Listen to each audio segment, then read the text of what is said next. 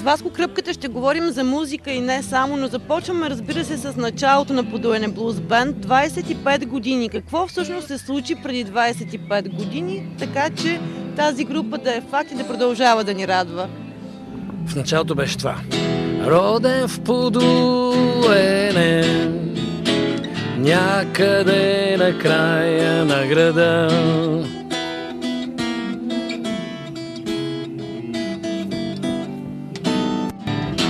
В началото беше това.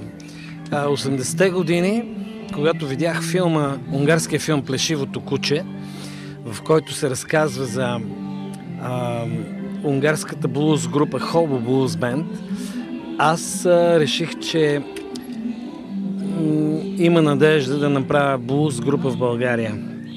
Защото до тогава бях гледал само американски филми, "Шоу на колела", "Коса", "Последния валс", такива музикални филми, в които действието се развива в един друг свят.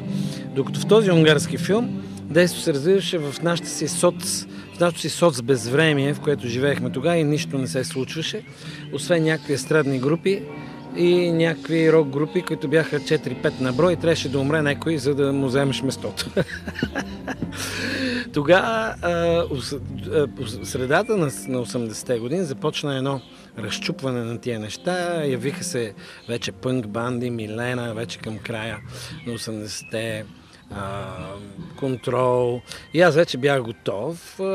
Викам, не, трябва да направя блуз група и без това няма такава група. Не сме толкова добри, но ще бъдем първите. И така на майтап, като експеримент, аз като барабанист тогава и карах едно такси, един зелен москвич из София, го карах такси от първите частни таксита и реших да си направя Подуене Блуз Бенд. И тогава вече имаше така един вятър на промяната, имаше едно разчупване на нормите и един мой близък беше в затвора и каза, защо не дойдете да направите концерт, аз ще говоря с началниците. И фактически първият концерт на Подуене Блуз Бенд, който беше, това беше, как да кажа, като даже исках да се казваме Подуене с Бирщайн, нещо такова, защото ние бяхме с Бирщайн команда. Бях посъбрал ни музиканти, така и елате тук да си посвириме, че няма да изкараме пари, няма, но поне си направим кефа. И първият концерт, на който официално се вихме като Подуене Блуз Бенд, имам афиш в къщи, писан на ръка. Това е на 2 март 89-та година. Значи преди да падне бай Тошо, ние свирихме в затвора в Бухово. Излязохме и аз с кръпките, с дългите коси. И дори и милиционерите ни се радваха тогава, защото имаше едно разчупване на нормите. Хората им беше писано от песни само за луна и за любов, и за море, и за още нещо. Ние пехме за бира, за гаджета, "Ела с мене, маце, и всичко ще бъде наред". Блусарски парчета и за нула време станахме много известни. Ние не очаквахме такова нещо. Аз до ден днешен не мога да повярвам, че това се случи. Всичко беше на майтап. Повод обаче да поговорим малко и за вдъхновителите на тази група. Аз знам. Винаги съм се вдъхновявал от Делта Блуса, от онези онеправдани роби, които си пеят. Blues has got me drinking, trouble's got me thinking, is going to carry me to my grave. Винаги съм се вдъхновявал от този автентичен блуз, в който се пее за проблеми и пеейки за проблемите се забавляваш на цялата си нищета. Това харесвам в българина, че успява на цялата ни мизерия и нищета да се забавлява. Да се базика, това е блуза. Добре, а променят ли се вкусовете на българите през тези 25 години, ако трябва да направим една ретроспекция? Още как. Разбира се, че се променят. Българина става много петимен за лъскавите неща. Например, в една Швейцария няма такива лъскави магазини хранителни, които има в България. С униемити плазми по стените, с униемити лъскави реклами. В една Швейцария, драги зрители, идете и вижте, че няма такива магазини. Ние станахме по-лъскави тук, в в едни неща. Съдържанието ни обаче. Такива лъскави коли, такива и на ден в Германия може да срещнеш един, най-много два. Ако почнем да ги броиме тук по улицата на Пловдив и по улицата на София, знаем за какво става въпрос. От една страна. От друга страна обаче, българина си е много назадничав. Много си го дърпа назад. Мрънкаме. Колко хубаво било при Байтошо, в онова безвремие. Ако им върнеш сега тук соца, те първи ще се размрънкат. Тези, които не харесват днешна България. Тези, които искат да се върне онова. Те първи ще възроптаят. Не те ли притеснява обаче факта, че тези, които мрънкат от миналото време, всъщност не четат и не се интересуват точно какво се е случвало тогава? Това не е ли куриоз? Това е... за мен власт номер едно в България са медиите. Когато започнаха да има някакво разчупване на нещата, започна да има музика, групи, тогава бяхме Атлас, Медикус, Подуне Блуз Бенд, Хат, Милена, Контрол, имаше един бум на такива неща. Тогава започна да има и бум на медии, частни гаражчета с хранителни стоки, кръчмици. Дойдоха едни момчета с бухалки и казаха стоп. Това се случи с музикалния пазар, това се случи и с медийния пазар. Тогава разбрах, че нещата отиват към питат ли ме да е зората, шат на патката главата. Цитирам нещо, което стана институция. Цитирам неща, които започнаха да заемат мисленето на българина и на малките деца, че в днешно време децата не смятат Бетовен за куче, Моцарт за бомбони или за автор на музика за GSM-и. Постигнаха си своето. С питат ли ме да е зората, шат на патката главата, успяха. И сега децата не знаят коя е Янка Рупкина, не знаят коя е Валя Балканска. Не говорим за Beatles и Rolling Stones, че не знаят. Не е чак такъв проблем. Проблем е, че не знаят кой е Николай Гюров. Проблем е, че не знаят коя е... Но пък имат Георги Първанов, например, в учебниците по човек и общество. Верно ли? Верно. Агентът Гоце. Какво да правим сега? Значи, цялото обществено мнение в България се предвожда от ченгетата. Те си свършиха работата, аз им пиша шестица, абсолютно. Свършиха тотално работа навсякъде. И този филм, български от едно време, с Тодор Колев, светла му памет, роднина милиционер, се оказа неверен. Оказа се роднина двама милиционер. Някой агент. Но както и да е, да не натежава разговора, нали, музикално предаване. Аз вярвам, че живеем в много интересни времена и в тези интересни времена е много сладко да се прави музика. Много е готино да се измислят нови песни. Постоянно измислям нови песни. Това го казвам и на малите музиканти. Има страхотен смисъл. Имаме 3 рок радиостанции в България и по другите останали станции се пуска много рок музика. Не можем да се оплачем от това нещо. По никакъв начин. Тук, като тръгнеш нагоре на запад, минаваш през цяла Сърбия, няма къде да чуеш едно рок парче. Не, че там е чалгата институция, както тук. Не, там си имат поп музика, народна музика и тук там е някой рок парче. Тук имаме 3 денонощни станции, които въртат рок музика. В Унгария наскоро им пуснаха. 20 години нямаха рок станция. Имам приятели там, постоянно хода. Питайте някой унгарец. Наскоро им пуснаха рок станция. Така че за някои неща, мисля, че е интересно да се живее в България и да си говорим за хубавите неща. Да, и в този ред на мисли аз искам да ви върна пак към младите хора. Какво бихте изпяли на тези от тях, които мислят Моцарт за бомбони? Веднага им пее едно ново парче, чисто ново, топло.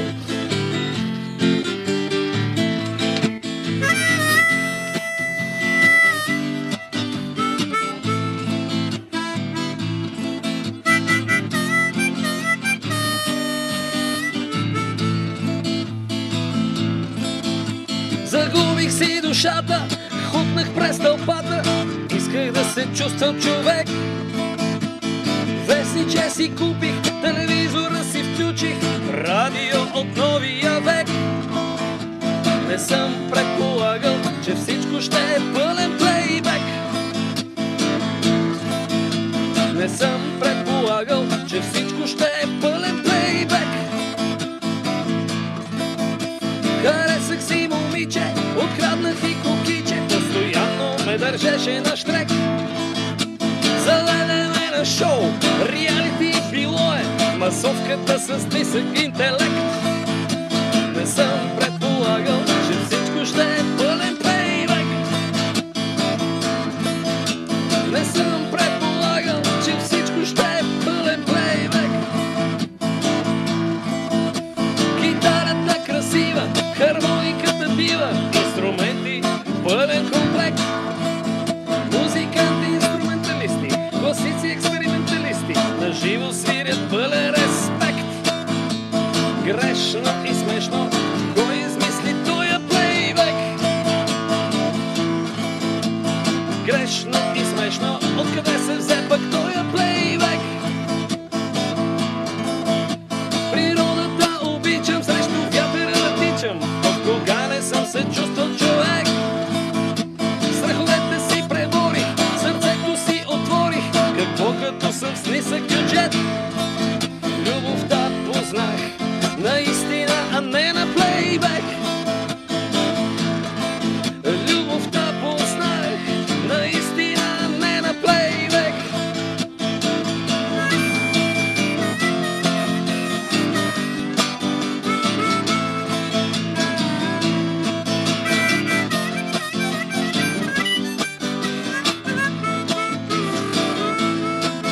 Любовта познах наистина, а не на плейбек. Нова песен, която ще бъде включена в новия албум, може би, или? Да, в новия албум, който ще се казва Пътят, по едноименното парче, и дори в това парче участва самият Джоко Росич, светла му памет. Миналото лято го записахме, един речитатив. Винаги съм си мечтал, той ми е комшия, така живее на отсрещната страна на улицата. И аз от малък го гледам с голям респект и винаги ми е вдъхвал така този изполин на човещината и мъжеството. Винаги ми е вдъхвал така респект и ми е казвал по две изречения, които ще ги помня цял живот. С този глас си мечтах да направя нещо и това се случи миналото лято. Измислих един речитатив, който започва така: нема весела емигрантска песен. Нема. Емиграцията не е померка за всеки го. Много майки е разплакала, много бащи е вдъхновила, много брати и сестри е разделила и така нататък. Добре, 16 албума за 25 години, 17 албум на път. Нали така, не грешат цифрите? Точно така. Как се ражда една песен? Ти си пишеш текстовете, музиката. Различно. Значи, аз поне преди всичко съм автомонтьор. И ги сглобявам някакси песните, като моторчето, седам си го разглоба и да го сглоба, гайка по гайка. Пиша си по разни листчета, измислям си разни неща. И не съм предполагал аз, кварталния разбойник от Подуяне, че ще стана поетично настроен, че ще пиша някакви текстове. Това се учи. Това си става занаят и почваш да си мислиш живота в песни. Карам си буса и си пиша: една Тойотка ми се мотка и ми бави лявото платно. А отдясно Форд се опитва да ми стане ескорт. Това са марки коли. Да си ги записвам, търся рими и това си става начин на живот. Събирам ги, после сглобявам, изкарам часове в мазето с китара в ръка. Между другото, пипнете тази китарка, само да ви кажа така: пип. Това е китарата на Георги Минчев. За къдем, ето и оператора да я пипне. За къдем. Пип. И с тази китара седа в мазето и дрънкам и измислям разни песни. Различно е. Има някои песни, които ме мъчат с години. Коя е тази песен, която... Ден след ден ме мъчи с години. Но една прекрасна песен. Пътят, сегашния път, който измислям, дето Джоко Росич участва вътре, също ме мъчи с години, тая песен. Тя е така.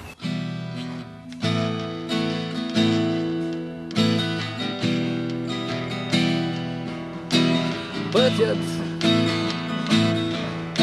къде се загуби сега. Пътят изчезната се не видя, потъна в дън земя, изпари се и така, в тъмница и мъгла, и изобщо не остави следа.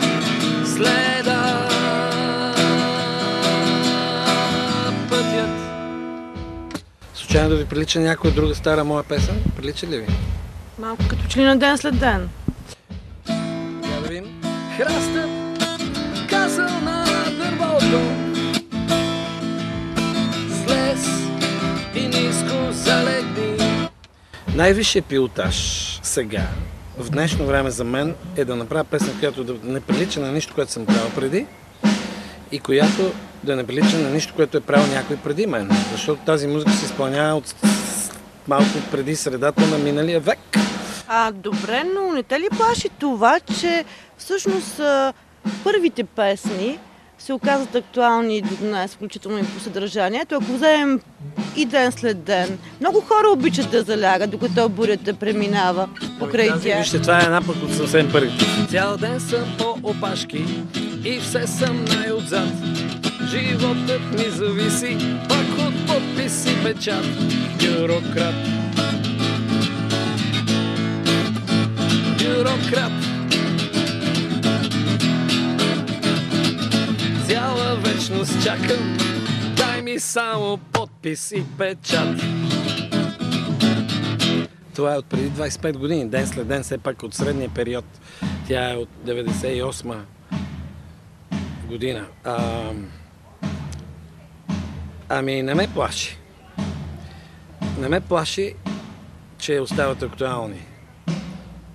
Защото представяте ли си, ако не са актуални? И ако хората си викат, то, пък, какво иска с тия неактуални песни? Да, но ако Искам погледнем... да съм актуален. Така е, но пък за сметка на какво сме актуални днес. Ето защо толкова много хора и до ден днешно обичат да залягат, да мине бурята, а тези, които наистина стърчат, всъщност те успят в съвсем малък процент. Ама това е вечният въпрос на живота. Това не е въпрос на 25 години. Вие не сте ли слушали Pink Floyd и Rolling Stones и Led Zeppelin? Там се пее за тези неща. Това е вечния... В Шекспир се пише за такива... Може да се чете за такива неща. Това е вечният проблем на човечеството. Това е казано по един друг интересен съвременен начин. Но това е вечният проблем. Това е една вечна мисия. И ако продължавам да съм актуален, мога да бъда щастлив само от това нещо. И разбира се, да смятам, че музиката помага все пак. Мисля, че това, което са направили Beatles и Rolling Stones за формиране на мисленето на цялото човечество, нито една политика, нито една религия не е направила. Това, което направиха музикантите в началото на 60-те години. Те промениха мисленето. Днеска виждаме по света все по-малко войни. За съжаление, продавачите на оръжие не могат да мирясат и продължават да създават проблеми. Но общо взето нещата съвсем на времето хората са загивали така за нищо, са се стреляли, са правили войни. В днешно време, благодарение, според мен, точно на този начин на мислене за мир и любов, нещата се стоят по друг начин. Тая смърт, която е била преди 100-200 години, вече не е такава. Добре, а това ли е България за нашите деца? Как преценяваш? Все повече мисля, че това е България за нашите деца. Аз имам 2 деца, едното е в Америка, другото е в България. И двете са щастливи, и двете са влюбени. И важно е къде ще се влюбиш. Не е важно къде ще изкараш повече пари, ще си купиш по-скъп диван. Важно е къде ще ти е сърцето и любовта, и обичта. Защото България първо не е същата. Аз изобщо вече съм противник на тези определения. Това само в България може да се случи. Току-що един англичанин тук ми разказа, че... Защото аз казвам сега тук в Пловдив, пловдивските музиканти малко са ревниви, така и си викат, май те са софиянци, остига и сега. Има малко така една Пловдив мрази София, София е доста омразен град, между другото Варна мрази Бургас, нали? Банско мрази Разлог, нали? Така имаме това и Разлог мрази Банско. Той ми разказа, че Манчестър и Ливърпул, примерно, не могат да се понасят. Тук, ако има един от Манчестър и един от Ливърпул, или ще се сбият, или ще се скарат и един се махне от масата. Което аз си мисля, че се случва само в България, явно го има по целия свят. Така че все повече България започва да ми хареса. Сега карам по магистралата и гледам, че няма необработени земи. Това преди 10 на години беха бурени. Изобщо не съм някакъв родолюбец, кой знае какъв, някакъв пък националист. В никакъв случай аз мога да стана приятел с първия циганин и с последния негър. Мога да стана приятел. Виж, то новия, дето спечели Евровизията, не мога да стана приятел. Третия пол. Този конкурс никога не ме е привличал и винаги. Така ли, че музиката по някакъв начин формира вкусовете на младите хора? Това е, за мен музиката ме спасява в най-трудни, в най-лесни, в най-хубави, в най-тежки дни ме спасява музиката. На времето с едно кастофонче така на ухото само и се преливах в един друг свят. И сега, след тези 25 години, на къде подуене Блуз Банд с нов албум? Кога ще излезе той? Групата в момента прави саундчек. Групата е на страхотно ниво. Намерих си музиканти след дълго търсене, след ходене в чужбина. Музикантите започнаха да се връщат в България и да откриват тук, че могат да се свири, да си изкарват някакви пари. Те първа започват нещата при нас. Купона, те първа започват. 25 години беше експеримент, сега вече сме група.